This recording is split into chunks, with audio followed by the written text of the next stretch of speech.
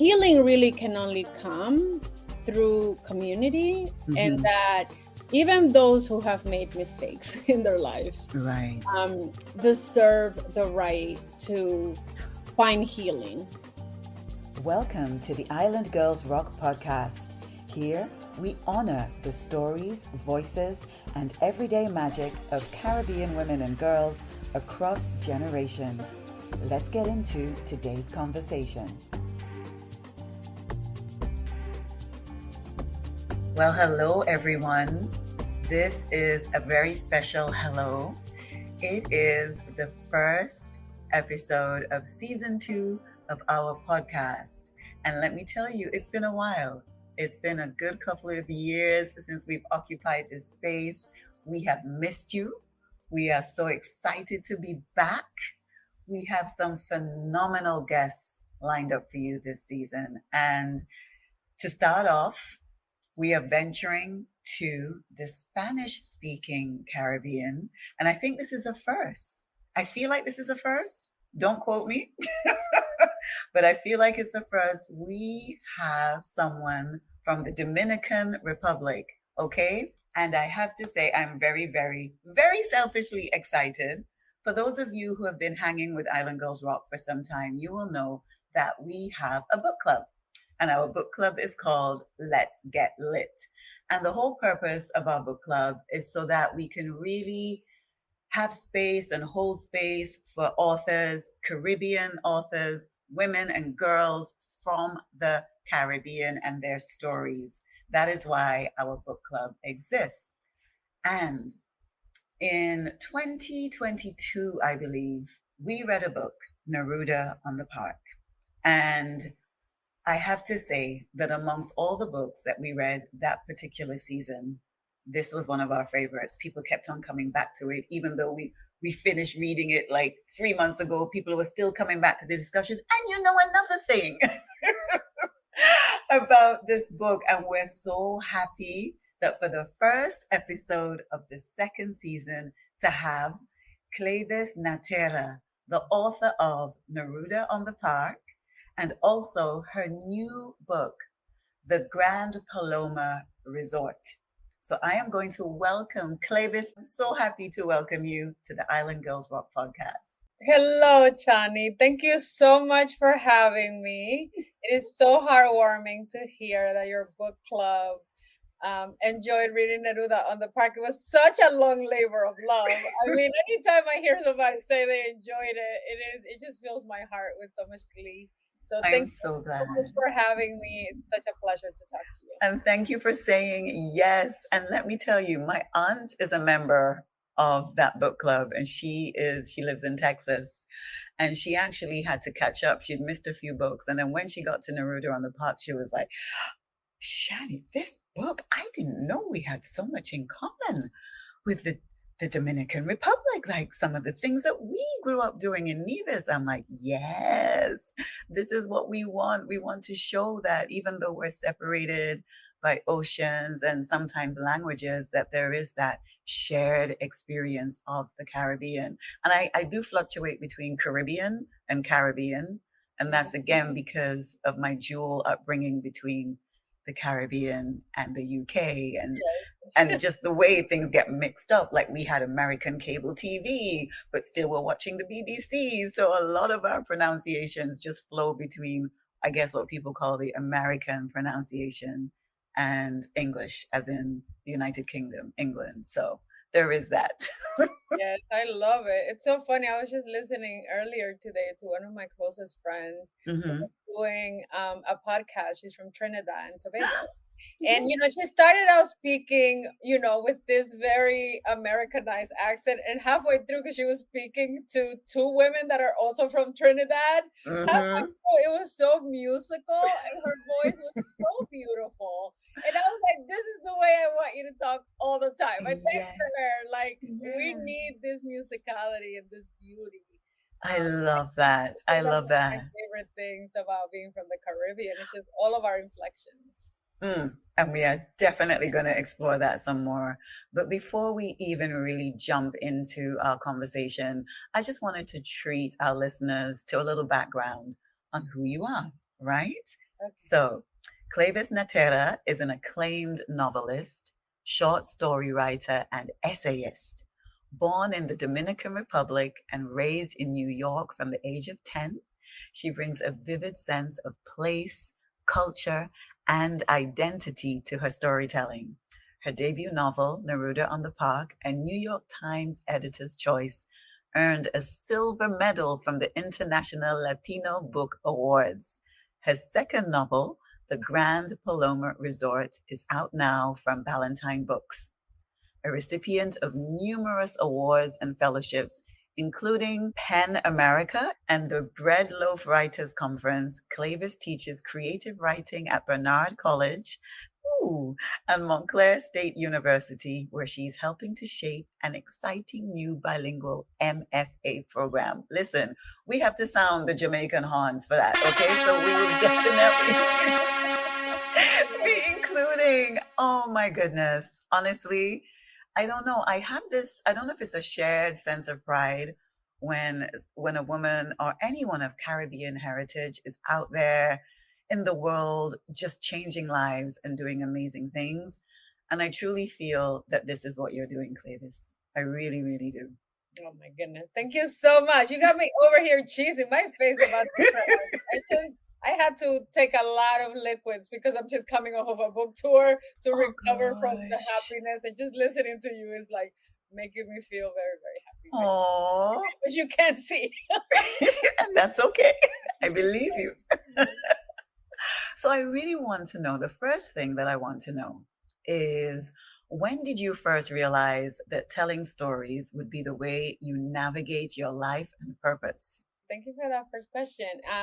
So I think of it as like kind of like a three-part realization that happened to me. Mm-hmm. Because I think, the first time that I really recognized that language was important and that language could collapse space was when I was 10 years old. Oh, wow. And we first came from the Dominican Republic. My father stayed behind Right.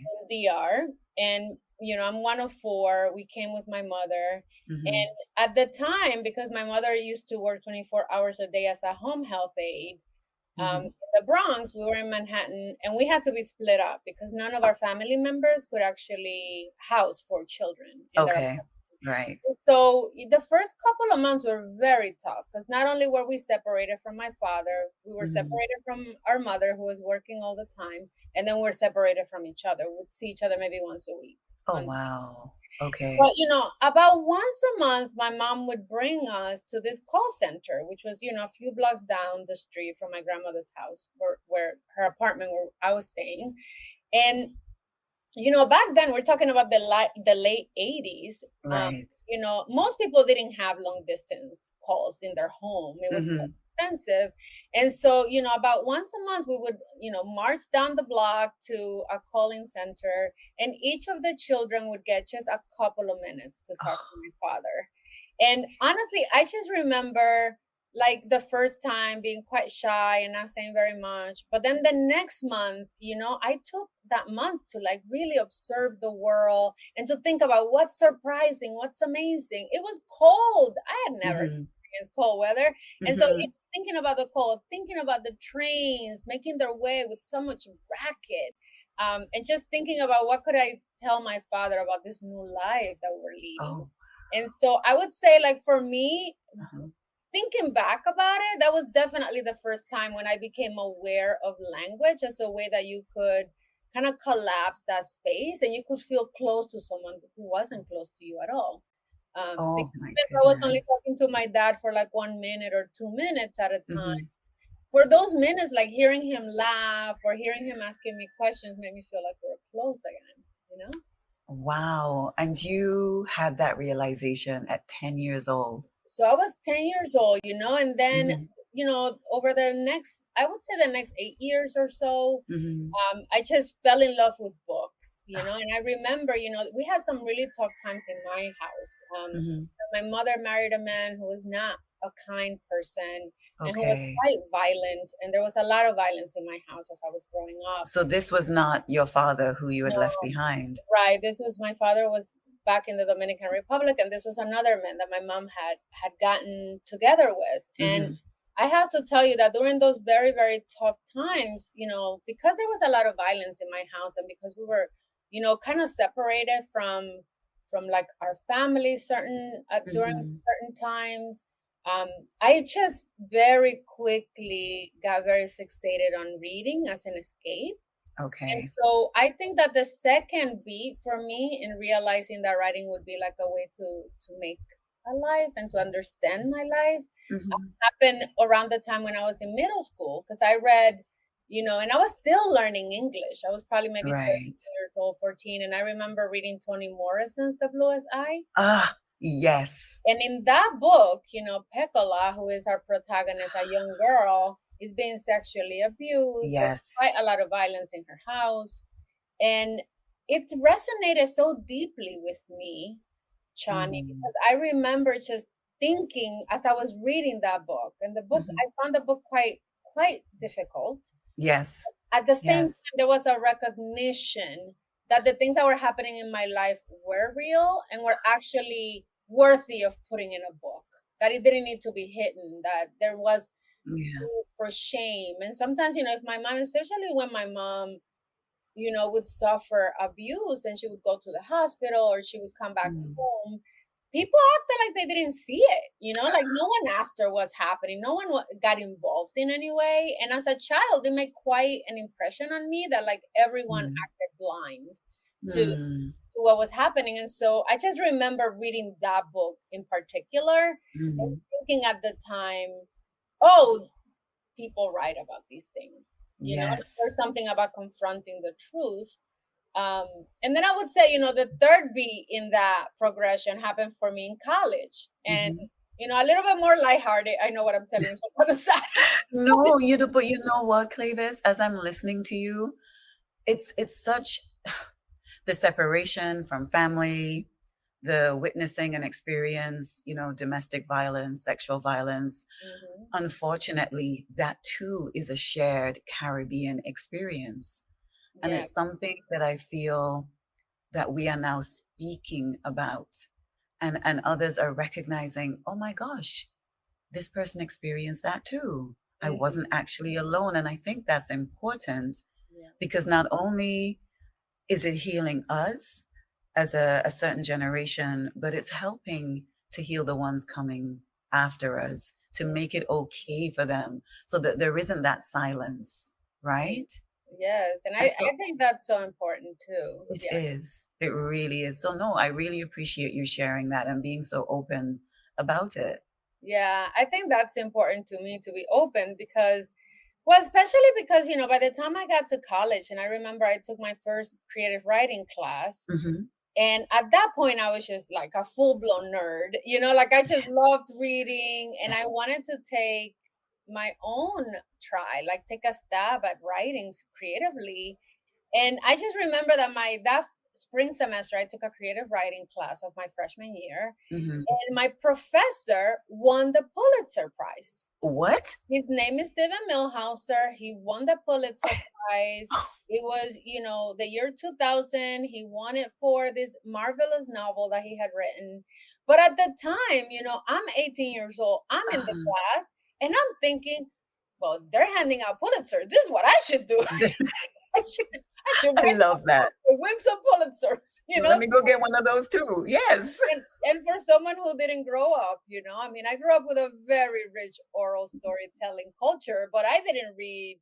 I didn't grow up with a house full of books or parents or siblings or folks that were reading a lot as I was growing up. And so just having that proximity in some ways made it seem to me like it was possible to make a life out of writing and out of books. Right. And wow. I feel like this was, I feel like that professor was meant to be your professor.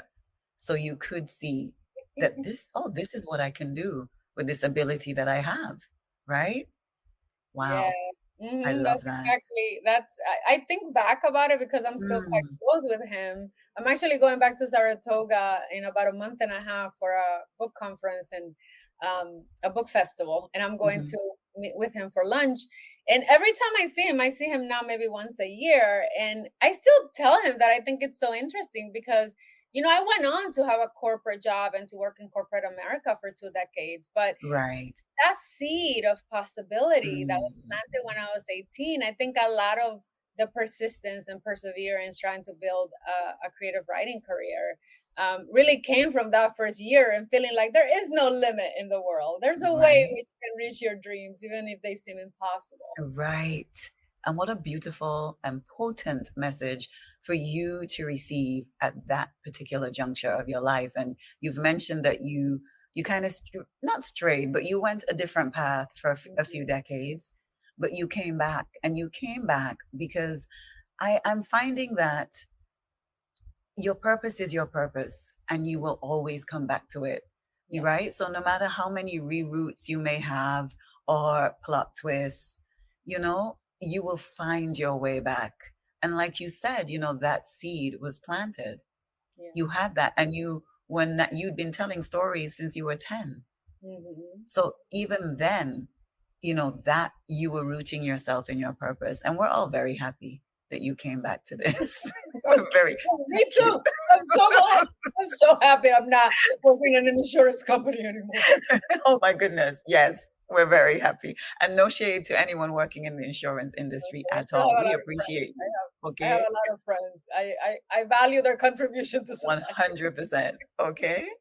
So I wanted to explore there's a theme that came up in both Neruda on the Park and your latest novel, The Grand Paloma Resort. There's a strong presence of spirituality and healing, Mhm. including traditional healers. And Mhm. what I really wanted to know was why it's important to you to include this dimension, and how does it connect to your Caribbean experience? Yeah, I mean, first of all, I think a lot about how so much of the cost of being in modern society, whether we Hmm. are in the Caribbean or we are, away in the diaspora, so much of what like working and being in modern society means kind of getting farther and farther away from the land and getting, Hmm. and very often, at least in the United States of America, part of assimilating to American culture is Hmm. really forfeiting those beliefs, right? Like it's kind of like Right. accepting modernism as a way Mm. of the world. And so some of my preoccupations kind of stem from that realization as I've grown older, that, Hmm. oh, like, if you're working every day and living in a city and making your way, through life, it is not very often that we have this kind of proximity to the dirt and the trees and the Yes. nature, right? And so, Yes. and that very often, like the higher you live in a building, or like Mm. the less surrounded you are by nature, the more successful or wealthy you are, right? Like it's like Right. some ways that kind Mm. of ascension is like the Hmm. way humans have kind of like created these hierarchies. And so I often think about that, especially because I worked in a job where I became an executive. And over the years, Hmm. I was like working a kind of hectic life, that I think, thank God for my writing, that it brought me back into this kind of awareness and appreciation of nature. Yes. Yes. The love of nature really came from my upbringing. I mean, Mm. most of us that grew up in the Caribbean, I was in DR until I was 10 years old. And we were just like out in the Yeah, street. You absolutely. went to school for half of the day, and the Yes. rest of the day you were just like climbing trees and running around. And then, you'd come and have a meal. But there was a certain kind of freedom that is not available to my children in the suburb where I live. Yeah. And one of the most incredible things that happened, which at the time we all thought it was like very sad, but my older sister was born with sickle cell anemia. Hmm. And, my mom came to learn of that because she was having pain crises as a child. And so Right. I was growing up, what I got to witness was my mother teaching herself through community how Hmm. to care for my sister. I mean, we didn't have a lot of money Hmm. when we were in the Dominican Republic. And so a lot of times, the remedies were just from nature. There Okay. wasn't access to the kind of medicine or treatments that were available to people here. And so, I grew up with that kind of like understanding of the resourcefulness of my mother. And even though my mother would not call herself a curandera, she would not call herself a healer. Right. Even after we immigrated to the United States, I remember my mom still lives there in an apartment on 133rd Street. Wow. Really? Yeah, and people just would come to my mother, not just within our own family, but like the neighborhood. People like learned that my mom was quite capable when it came to healing practices. And so as I was growing up, I would sometimes hear my mom giving people a limpia, which is usually like a spiritual bath, and you give it to people to rid them. And it isn't just with illnesses, but also bad luck, a cheating husband. Like people would come over for my mom. And I would hear through the bathroom door my mom like using plants and whacking people, and it would be very aromatic because she would like, she would be boiling herbs and all these kind of flowers. And what was really like what made the biggest impact to me as I was growing up, right, in this city, was that like when the people came out of the bath, you could sense their lightness. Whatever had been ailing them, like something happened that was like person to person, spirit to spirit, that released them from whatever was ailing them, whether it was a health issue, bad luck, problems with money, problems in love. And it just made this impression. So when I turned my attention to writing this book, the Grand Paloma Resort, takes place in this resort. It takes place over 7 days. It's like a very fast-paced book. And it was very important to me that one of the central characters be someone who is very rooted in a connection, not to materials, not to wealth, that what she wants out of life isn't what all these other characters are chasing. She is more concerned with the legacy of healing, the legacy of taking care of the land. She's really concerned with our connection to our ancestors. And so, that character who is the healer in the second book for me, in some ways became a conduit for like the things that I have observed since I was a child about how community can help each other to like be grounded or like to even like realize what's really important in life. Yes. And I know which character you're speaking of. I don't want to give too much of the book away because I'm going to be honest with you. I started to read the copy that I was sent, right? And then I was, because with me, once I connect with a book, I will finish that book. I will stay up. I will stay up till the early hours of the morning. And I didn't want to do that because I want to hold a physical copy of your book. So I held myself back from reading the e-version that you sent me. I stopped halfway through. I'm like, no. I'm going to order my book. I want to hold this in my hand. Oh, Clevis, I want our listeners. In fact, now that I'm speaking out loud, we are due to begin another season of our book club, and we are going to make this our first book. We're going to make. That's so kind. Thank you, Chani. It is. Honestly, Clevis, and you know what I noticed? And I said, I have to note this down. I really appreciate you referencing Nevis in the book. You saw that? You saw that? I was like, oh my gosh. Yes. It is so rare that we are included. It is so, and especially just as Nevis and not Senkits and Nevis. Yes. Come on. I was screaming. And again, I'm not going to reveal how, but it really touched me. Oh, it really touched me. I'm so glad. And I have to tell you, I mean, like one of the things that I tell people whenever I meet people, as I'm traveling the world, I love to travel. And when people ask me where I'm from, I usually lead with, I'm from the Caribbean. Because, just like you and I were talking about before, like sometimes people are like, oh, Dominican Republic, or they can't situate it because they might be more familiar with some of the bigger islands or the bigger draws of the Caribbean.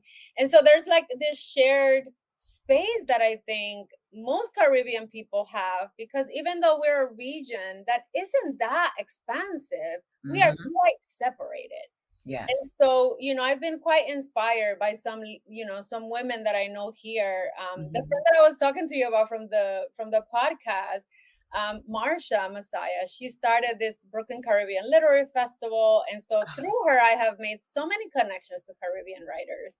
And it Oh. has been like a wake-up call to me that, Mm. in some ways, I feel like the distances between our islands, yes, of course, it's like that's an obstacle, but we Hmm. also have been brought up to think of ourselves as quite separate because of Yes. language, because of culture. And so Yes. it was very important to me in my book to like call out like those islands, especially Yeah. the ones that I feel like don't get enough love. Yes, and you did it, and you see how much that meant to me. So when you have, and I won't mention the other islands that you did that shout out to in the book, but imagine you're reading this book and then, oh, that's my island, right? But Yeah. also, Clevis, and a lot of people aren't aware that there is actually a pretty strong connection between the Dominican Republic and Nevis historically. In the 1920s, a lot of Nevisians went to the Dominican Republic for work, Yes. right? And my great uncle was one of those.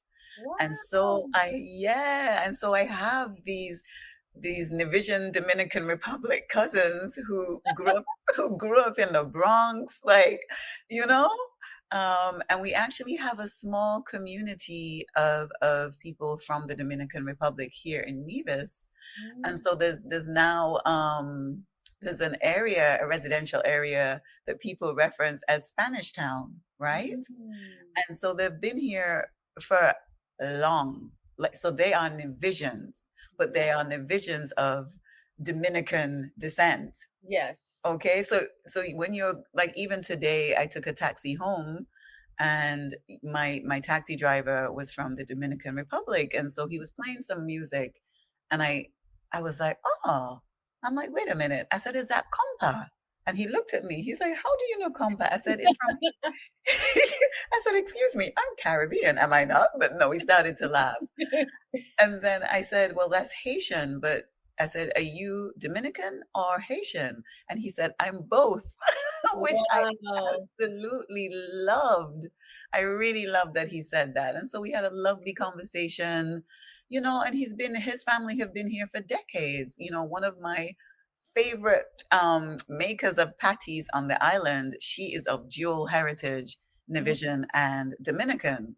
And so her patties are more like, I think, empanadas, like yes. a combination of an empanada and a patty. Oh, I love that. See, that's where you get that fusion. I put you Let me the word tell fusion. you, It's Rosie's good. patties, man, I talk about them all the time, but they are the best. They sound good. I'm hungry right They now. are the, they are the absolute best, right? Mm, And this actually, in saying that, I really did want to speak on the the reference to Haiti, right? mhm. In the narrative of the book and the contemporary Haitian experience. Yeah. Um, so growing up Dominican, what were your impressions of the history of Haiti and the Dominican Republic?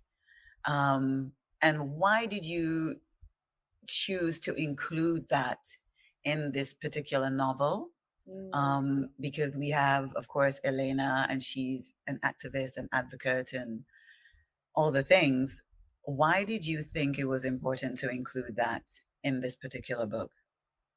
I mean, it's so important to me to think Hmm. about how, and I gave this a lot of thought because as a Yeah. Dominican who now lives abroad, I know that I am not privy to a lot of the nuances that exist in Yeah. the country, right? Hmm. At the same time, I think that so much of my education and my awareness of myself as a human being Hmm. has come about because I am outside of my country, Okay. and my country of birth, I should say. And so let me just tell you, Chani, Hmm. that, Hmm. as I was growing up, especially when I got to college, I had this kind of like racial awakening that happened to me because I was in proximity to, one of my best friends, Rachel, was from Trinidad, and one of my best friends was Black American. Right. And the three of us used to hang out together. And it was truly through my connection to these two women And this, I mean, again, we're talking about the early 2000s, right? This is before Right. we had this kind of language of Afro-Latinidad. Right. Right. So, like, you know, we're talking about 25 years ago when I was coming into my own and realizing that I was part of a Black diaspora, Mm-hmm. right? That happened in college. And at the time, I got slack from both sides. Like, my Dominican family was like, "You're not Black." Oh, And my wow. African American friends were like, "You're not Black." And so I remember Oh. just standing firm and saying, I'm not saying that I'm African American. I am saying that I Mm-hmm. am part of a Black diaspora, that Yes. Dominican people are descendants of Black people, right? Yes. And Yes. so it's interesting because around that same time, I read Edwidge Danticat's The Farming of Bones. Oh my goodness. Okay, And can we take a moment for Edwidge I mean, she is the Dandicat queen, the queen. and the way she has informed us about Haiti through her writing? Mm, I mean, the entire immigrant experience, I think what she is able to do, mm, both specifically rooted in Haitian, in the Haitian experience, both yes. at, you know, in the island and then also in abroad. But I think also what she has been able to do, like in talking about family and, you know, Mm, separations and like just the experience of workers too. I mean, I have so much respect and admiration for Edwidge Danticat. She's one of like the biggest influences into my work. oh, wow. But one of the ways in which she influenced me is because when I read The Farming of Bones, Hmm. and this is a book that is historical fiction. It's Yes. Edwidge Danticat's second book, and she was, you know, centrally concerned with exposing the history of the Parsley Massacre. So, you know, Yes. for those who may not be familiar, in 1937, tens of thousands of Haitians were murdered at the hands and at the command of the Dominican government, of Yes. the then dictator Trujillo. Hmm. And I came to learn about that history through a novel. And I can't even say, because at that point I had been taking creative writing classes and I had these aspirations of being a writer. And understanding that I, you know, as a Dominican person who was then in my 20s, I came to understand this pivotal part of my history, Hmm. of the interactions and what was kind of influencing a lot of the interactions that I was seeing as I was going back home with the Haitian population. I couldn't believe that I had never heard of it in school. I went to the Dominican Okay. Republic. I went to the school in DR until I was halfway through fifth grade. And then, you know, I had family members, certainly my grandparents. My father was much older than my mother. Hmm. He certainly had lived through it. And so the idea that I hadn't never heard of it, I had no idea.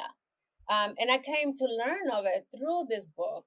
It just, first of all, gave me like this sense of obligation because then Right. anytime I went back to the Dominican Republic, I would look at the whole world through Amabel's eyes, you know, the protagonist Yes. lived through this Yes. horrifying event. And I would look at Haitians of Dominican descent and over the decades realizing that the rights were being stripped. You know, the last time I was in DR, in Hmm. the news that we're talking about the fact that, you know, they were placing these vans Yeah. in hospitals. And like when the Haitian women came to give birth, Yes. um, well, everyone is supposed to show their ID card that shows that you're like a Dominican person. Hmm. But for Hmm. anyone, and we know this is targeting Haitian people, Yes. but Of anyone who course. doesn't have the proof of citizenship, even if you're in labor, you get put into a van and get shipped to be Insanity. deported. I mean, it's like outrageous. And so there was a part of me that felt like I was bearing witness. And as a writer, then I have a responsibility to give you, Okay. as a reader, a sense, whether you've read Edwidge Danticat's book or not. I think it's really important to say what's happening now in this Yes. country and like where is the Haitian population when it comes to the treatment and human Yeah. rights. And so I thought that it was critically important to bind the book with the knowledge of that history and then also to reach toward a broader sense of like Hmm. solidarity. So I'm not going to spoil the book, but there are Yes. other beats of history that are touched Hmm. in the book that really, I hope, illuminate for a reader this For idea that like 100. there's a Black struggle and it's a Black struggle that, you know, occurs in the US, occurs in Haiti, Hmm. the Dominican Hmm. Republic. No, Clevis, I mean, and for me, even where I am in the novel, I had to shut my laptop because I'm like, no, I want to hold the book. I do not, because I know myself. And the way that you're telling this story, the different arcs and threads, the characters, and I'm really being very careful of what I You say. are. You're very careful. I'm really being careful because I don't want to give anything away. But there's so many different branches of this tree to explore and to climb onto. Oh, oh my goodness. The actual resort itself, there's so many parallels. Yes. There's so many parallels of some resorts that my mother worked. She's retired now, but she worked in hospitality, and so as a child, the parts of my childhood that were rooted in the Caribbean, I definitely experienced through a child's perspective. Many of the things that are spoken about, okay, many of the things at the Grand Paloma Resort. And even now, my feelings towards resorts and hotels that occupy space in the Caribbean, and for me, the similarities between, and I'm going to say it, between the plantation system, right? Yes. And the way that narrative is still pushed. It is still romanticized. Yes. It is still seen as something that is exotic, you know that word. And we have a long way to go in the Caribbean with regards to decolonizing our value in ourselves. Yes. And nothing for me exemplifies that more than resorts. Yeah, I mean, I love that you're touching on this, because so much of what I think I have been able to understand, and I think, coming to myself and identifying as an Afro-Latina, as a Black person in the world, I think that act by itself, Chani, like in some ways, it really helped to center me in solidarity with what I was seeing. Right. And I don't know, right? Like, I don't know how different I would be if I had never left the Dominican Republic. But what I do know is that I know a lot of really kind, thoughtful, wonderful people who seem to like not even see the injustice, right, that is happening. And so there's a part of me that also thinks that there's something that happens through immigration, because in the United States, immigrants are an underclass, right? Yes. And so that's being situated in a place where, like, in the Dominican Republic, even though we didn't have a lot of money, we were part of the dominant class, right? Like, we always knew that there was a lower class than us. And so that, whatever comfort people get from that sense of superiority is built in, and I think that's part of the reason why you see a lot of times that kind of romanticizing of, if somebody has a tougher lot in life, that's just the way it works. That's like capitalism, it's just, should have worked harder if you wanted a better job, and I've heard people say that, right? And we know it's not that simple. Well, it's not that simple at all. I mean, systemic oppression exists to this day. Exactly. I mean, there's so much in my own life, and I feel so fortunate for that kind of like breath. Like, I think there's like a way in which my own perspective of the world was broadened, because when I came to the United States, if somebody sees me walk into a room and they don't hear me speak, they will not assume that I'm Latina, right? Because they assume Latinidad with like J-Lo and like Shakira, right? Come on, right? And so there's like a sense that, and even now that I think like people are becoming more and more aware that, of course, there are dark skin and Black Latinos, of course, like that we've always been around. But there's like that sense that I have for myself, which is that immigration, literature, these were all mechanisms that helped to broaden my own sense of reality. And that I'm lucky because those mechanisms also help me to see what I think is something closer to the truth about what's in front of me. Definitely. Right? Definitely. Yep. And it's again, for me, and this is another question that I had for you, because you do have two places which are your homes, right? You have the Dominican Republic and New York, right? So there's a dual, you have like a dual perspective of navigating the world as an Afro Latino. Mm. Latina? Is it Latina or Latino? Latina, yes. Latina. See, you could tell who failed Spanish in school, right? You have a good accent though. You could have fooled me. I really need to get back into my Spanish lessons as an adult. It's something that pops up every now and again. But it's how do the memories from each place, the memories that you hold from your childhood in the Dominican Republic and from young adulthood and then adulthood in New York, how do they continue to inspire your work? Because there are advantages and disadvantages, I feel, because my dual identity is I was born in the UK and I left the UK when I was 11 to move to Nevis. And even though I'd come to Nevis almost every other summer, you know how you get sent home for the holidays. And I was fortunate to have really beautiful relationships with my great grandparents who were here. For me, and I don't know if this is the same for you, this almost a space of transit. Like you're in this space of transit. You are of both places, but never quite of one, right? So how has that informed your storytelling? How has it inspired your work? Yeah, I mean, I love that you're talking about this because in Spanish we say ni de aquí, ni de allá, not from here, not from there. Yes. Yeah, and it's interesting because in the United States, even though I've lived here for over 3 decades now, I'm a U.S. citizen, right? I work, I have children, I've been educated here. Anytime that I meet someone, one of the first things they remark upon it's my accent. Immediately, they're like, "Where are you from?" Right? And so I've always, and I don't think of myself as a foreigner. Like I very much claim the United States as my home, but I am aware that people see me as an outsider, as a foreigner.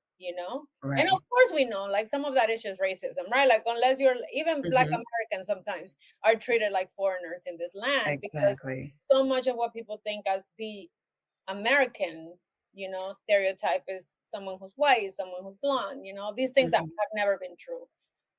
But it's interesting to me because I have to be honest with you. When I go to the Dominican Republic, there's also a dismissal that happens. Yes. Most of us go because anytime that I try to talk about, and I'm lucky because my mom has a house in the capital. After I graduated from college, I began to travel quite regularly. And I have quite a broad group of friends there, and that span the spectrum, I would say, between people who are quite progressive and liberal to people who are quite conservative. Yes. And so, like everywhere else, but part of what has been really helpful to me is that anytime that I try to give an informed opinion about things, right? In the Dominican Republic, people are very quick to dismiss. To be like, you don't understand, you're not from here. You're not from here. You don't understand, you don't know what's happening here. Right. And again, I hold a place of respect for people that have lived in a country and been there the whole time. Because there's no way that I really understand your perspective, but that doesn't negate mine. It doesn't negate, right? But to your point, like part of what I find really inspiring is that whether it be identity, whether it be age, there's something to me that has happened, especially around gender too, like being women in the world. I think, we move and we become aware of things that sometimes men never have to think about. Safety, right? Things like that.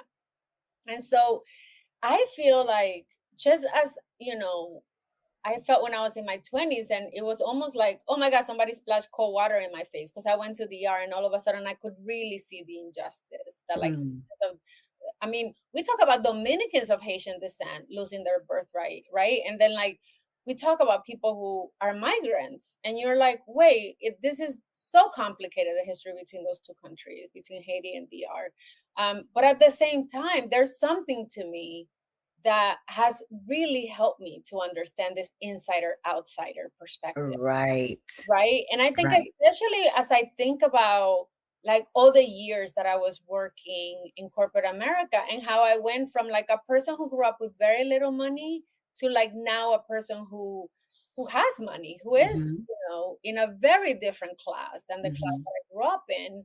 That's another dimension that I think there aren't that many of us out here, Chani, who have Yeah. really gone from, maybe growing up with not a lot of money. I Mm-hmm. remember being hungry. I remember there were times when things were very tight money wise Yes. home. Yes. And, I talked to my sister about it because, my older sister remembers that when my mom migrated, we all of a sudden had like cleaning people who were cooking for us. And it happened so Mm. fast, that Mm-hmm. it was like this ascension that happened for us when my mom Right. started, came to the United States. And so I think that all of that for me has given me just insights about Oh. whole world that I think are just fascinating, and I want to dig into them. Like I want to Mm. bring readers along to ask these questions about, what does it mean to be a person that has money? What does it mean to be a person that's in proximity to that when you don't have money and you Right. want it? And what are the kind of compromises and sacrifices that people are willing to do to get that? Find Yes. it so fascinating, and all of it really is rooted in my own experience of being in the inside and in the outside. And that is the beauty then, right? Of being in that space, that in between. That is Yeah. the beauty and the strength, because you are able to flow almost seamlessly between both, and Mm, you gain this compassion. It's a compassion and understanding for both sides and both experiences. And yes, so yeah. I And really empathy too, empathy too for like the ways in which people are complicated and messy. So yes. that's what I think makes really good fiction. Let's talk Yes, about and let me people who are so messy. yes. But And there's something I think redeemable too about the protagonist that I'm, I'm hoping, because where I am right now, Clevis, I'm about to kill her. it doesn't look it doesn't look It good. doesn't look I mean, good. I'll be so fascinated to hear what you think about these two sisters, because Ooh. they love each other so much, I but it's know, and just that I really know. terrible decisions. It's terrible decision after terrible decision Oh after my terrible. goodness. And just when I thought, okay, okay, she is gonna say that, but I'm like, nope, she's not. Okay. Nope, nope. Ooh, and where I am right now, ooh, I actually, yeah, I think this is the part that caused me to, I'm closing the laptop. I'm just gonna order the book and have Yeah. it in my hand. Yeah. I'm just gonna say to you, she's about to make, and I don't know if she follows through with it, but one of the she's, and I won't say which because I want to be so careful, Yeah. is about to make, it seems, a horrific decision with Mm, regards to two little girls. yeah. Yeah. That's where I am. You are. Wow. And Okay. that's when I was like, okay, no, I'm gonna get the book because I don't want to throw my laptop. Yeah. Don't throw it across the room. I can throw a book. I don't want to throw my laptop. Yeah, I feel like I really wanted. I mean, that's another thing that I feel like when we're talking before, Chani, Mhm. about how like the islands and like workers and people are Yes. romanticized. I feel like what I have witnessed, especially over the last, I would say the last 2 decades in literature, is that very often we we want to give like virtues to poor people and like make Mm. poor people seem like the ones that have the moral high ground. Yes. And so one of the things that I really wanted to challenge in this Mhm. book is this idea that the Okay. moral high ground is occupied by poor people. Like Yes. I feel like one of the things that I also want to explore is corruption, and the way that people come to Yes. become corrupt. And even those among us who are the most idealistic and the ones who really believe in changing the world and who will put their Mhm. bodies at risk, Mhm. what does it take really to become corrupt? And so much of what I wanted to do with this book is to challenge those ideas Oh, about yes. like who is good and who is Yes. bad. Well, I have to say, you are achieving that. You are achieving that. I really want our listeners to buy this book. I really want y'all to buy this book. I want you to read it. And then I want us to come back and have a conversation as part of the Island Girls Rock book club. Cleyvis, if you could come back and be a part of that conversation once we've read the book, that would be amazing. Because I can anticipate the number of questions. Well, I have to tell you too, like one of the things that's very tough for me is that I'm like dying to have a spoiler conversation. Oh, I know. I have to be so careful because I don't want to ruin it. It is a suspenseful book, so and I'm one of those people that if someone ruins the ending, the book is ruined for me. And I'm not going to do that for anyone. Don't ruin the book. Don't tell me the ending. Don't tell me the spoiler. Yes. And so the last 3 weeks have been such an exercise in like being a spoiler police to myself because oh my God, I cannot wait. I thank you. If you invite me back, I would love. I will. We have to have you on Let's Get Lit so we can really talk about the book in a space where we know everyone there has read the book. And so we can talk all the things and curse all the curses and whatever we need to get done needs to get done and needs to get said about these wonderful, multidimensional characters in this book. Okay? Thank you. And so I feel like we could speak for another hour. And you and I can already tell.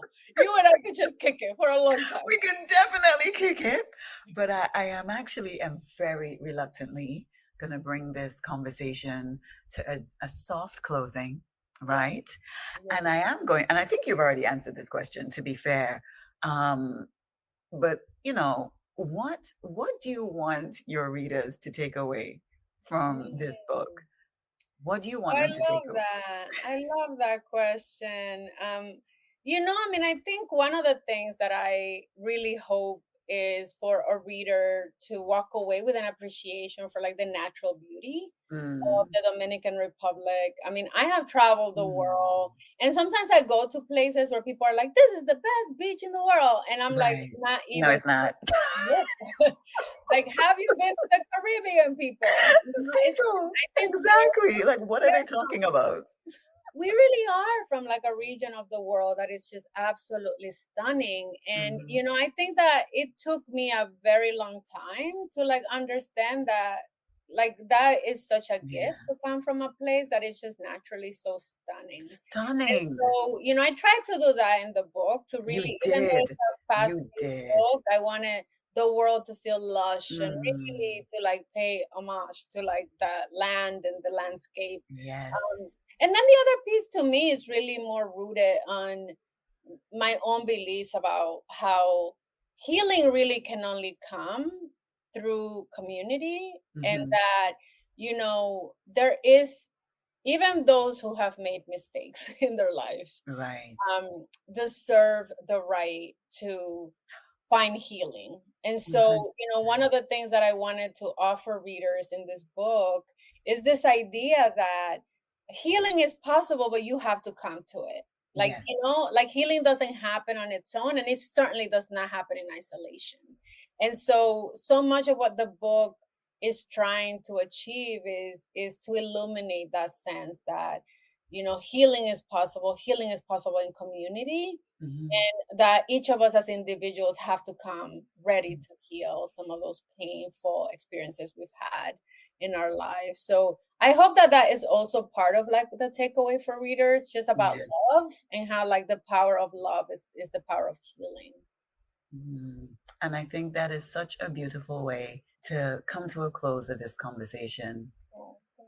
Love is healing, the power of love, most definitely. And I'm hoping that I will fall back in love with certain characters by the time I finish this book, because right now. But Clevis, thank you so much. I have thoroughly enjoyed this conversation with you. Like I said, I feel like we could go on for another few hours. And so thank you for saying yes. Oh, thank you to for the invitation. thank you so much. This was absolutely wonderful. And thank you for your generosity as well, because you have such an open heart. And I feel like a kinship to you, even though we haven't met in Honestly, person. So thank you for that. thank you so much. And this is the Caribbean. This is us. This is our space. And like we always say, Island Girls rock. Girls rock. I We love it. definitely rock. Thank you so much, Clevis. Thank you for listening to the Island Girls Rock podcast. We'll be back soon with more stories, voices, and love from across the Caribbean. You can find us wherever you get your podcast fix. Until next time, walk good.